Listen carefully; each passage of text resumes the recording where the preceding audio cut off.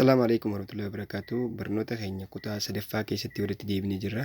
Akkuma kana dura isin barsiisaa turre har'a barnoota akkamitti deeskitooppii saayitii yookiin baagiraawundii kompiitaraa itti jijjiiran fuula ammaa irratti hanqastii godhe kan akkatti itti jijjiiran bifa salphaa ta'een isinitti agarsiisa. Barnoota kana keessatti kana qofa osoo hin taane waan hedduun isinitti agarsiisa. Na wajjin turaan isinin ja'a.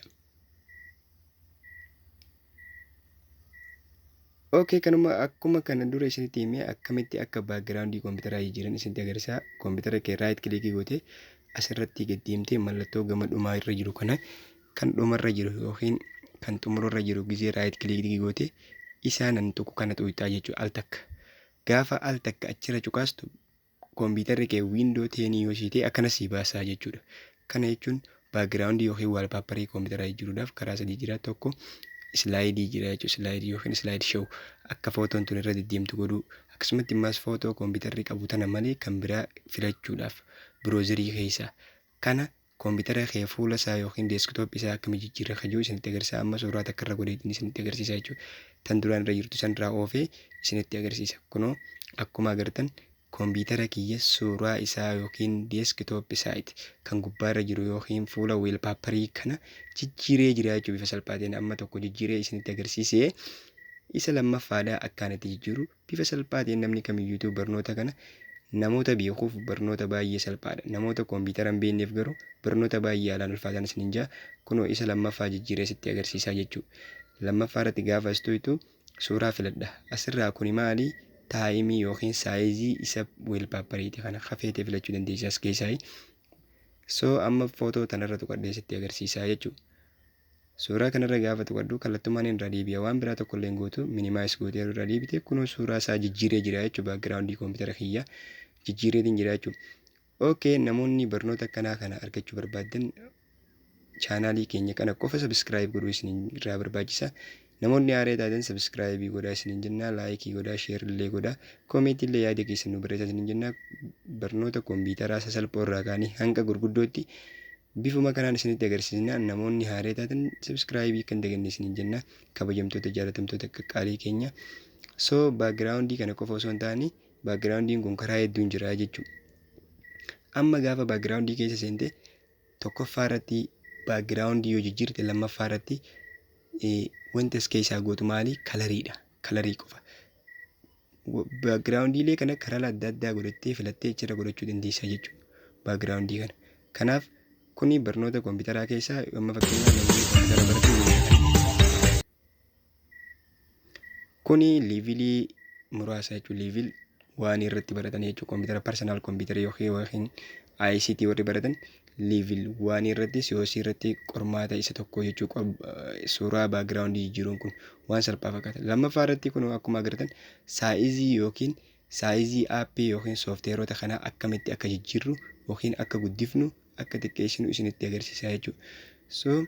Kompiitara keenya kana saayiziilee isaa asirra gaafa ta'u saayiz ka jiru jira. Asirra gabuutee saayiziilee miidiyeemii jira, larjii jira yookiin ismoolii jira jechuudha. Kana filattee asirra ismoolii, miidiyeemii kan jiru irra gootee larjiirra yoo goote akkana gurguddataa jechuudha.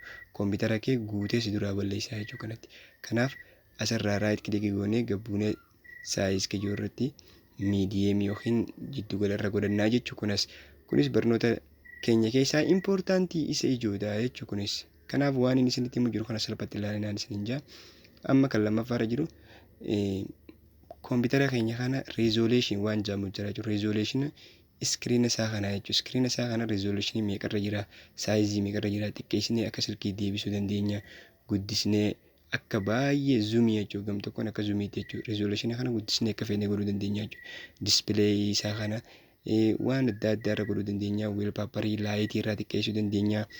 Laayitii akkamitti xiqqeessina kan jiru jira. Akkasumatti waan hedduudha of keessaa qaba. Kompiitarri wiindootenii appideetii ta'e namni qabu yoo jiraate inni beekaa jee yaada. Namoonni hin beekne immoo salphatti barachuu dandeessan jechuudha istaayila kanaan. Raayit kilikii yookiin rifireesh gootee kompiitara kee sammuu isaa eega yaadachiiste. Akka namatti kunoo barnoota keenya kan kutaa paatii sadaffaa keessatti akkami fooldara uumnaadha. Fooldara gaafa uumtu raayit kilikii gootee asirratti niiw ka jiru jira. Niiw isa irratti ol deebite. Niiwii tanarra gaafa ta'u gamanachi baatee fooldar ka jiru jira. bifa salphaa tokkoon uumtaa jechuudha. Inni warra gaafa goote fooldaraa jira. Fooldarii gaafa to'ite mana uumuudhaaf yookiin faayila uummachuudhaaf jechuudha. Kunoo fooldara uumtee jirta. Fooldara kee kana kiiboordii irra maqaa itti jijjiirrattee maqaa barreessuu dandeessa. Emmi godhachuu dandeessa, ammaa godhachuu dandeessa, addaa godhachuu dandeessa, waan feete godhuu dandeessa jechuudha. Fooldara barbaaddee uumte. Fooldara kana jalattis fooldara biraa uumuu dandeessa. Fooldara kana fakkeenyaaf amma qormaata siyoosii irratti ni jira. Wanni kun akkasumatti beekumsaafis haa ta'u namoonni siyoosii qormaata IT baratan illee baay'ee barbaachisaa jechuudha. Fooldara biraa uumuudhaaf achuma jalatti bannee ammaas fooldara kana kan biraa banuu dandeenya. Fooldara keenya kana piroopartii goonee sakkooriitiitti godhuu dandeenya. Akkamitti fooldaratti sakkooriitii godhuu dandeenya kayyoo mata duree barnoota biraa irratti isinii qabadheen dhufa. Faayilaa ati barbaadde yookiin wardii haa ta'u waan feete akkamitti sakkooriitii godhuu dandeenya. Amma maaliin isin garsiisaa kastamii jechuudha. Kastamaayizii fooldara kana suuraa barbaadde irra godhuu dandeessa. Suuraa biraa tan feete jechuudha. Amma suuraa taniin as keessaa godhu tana suuraa tan ilaaltanii taniin irra godhadhetan irra godhachuu dandeessanii jechuu isinillee. Kunoo suuraa mallattoo kompiitaraatiin irra godhee jechuudha. Fooldaraan amma uumee sana nu agarte. Suuraa mallattoo kompiitaraa qabaa jechuudha. Fooldarri kun as jalatti amma waan barbaadde seef godhuu danda'a, waan barbaadde as jala kooppii godhuu danda'a, as jalatti kuufachuu hin danda'a jechuudha waan barbaade. So bifa salphaa ta'een kana namni kamiyyuu ilaalee godhuu danda'a jechuudha. Amma fooldara biraa as jala banuudhaaf ni godheetumaan as ba'ee fooldar kajoorra godhaa jechuudha. Kazaa maqaatti barreeffatta. Eega maqaatti barreeffattee fooldara biraa uummatte jechuudha. Yoo xiqqaatee fooldara tokko jalatti fooldara 5-6 uumtee wal jala dhoofessuu akka dandeessutti bifa salphaatiin sitti agarsiisa jechuudha. So eega kana godhatte booda kuni barnoota irraa barnoota haalaan barbaachisuudha.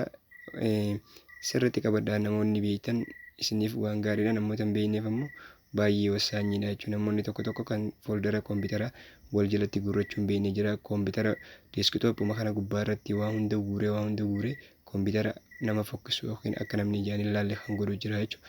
Kanaaf baay'ee murteessaadha. Kunilleen barnoota keenya keessaa barnoota haalaan barbaachisoo wantoonni sadiin amma isin agarsiise kuni waan baay'ee barbaachisoo namaaf haalaan namaaf ibsuu toluu fi akkasumatti bakka barbaaddee yoo deemte si fayyaduudha. Nama barbaaddee bira yoo deemte kan gaafatamtuudha jechuudha. Kabajamtoota jaalatamtoota chaanaalii Maammishaa Tuubiidha. Barnoota akkanaa kan argachuudhaaf chaanaala keenya pileeylistii jala seentanii barnoota kompiitaraa kan jiru.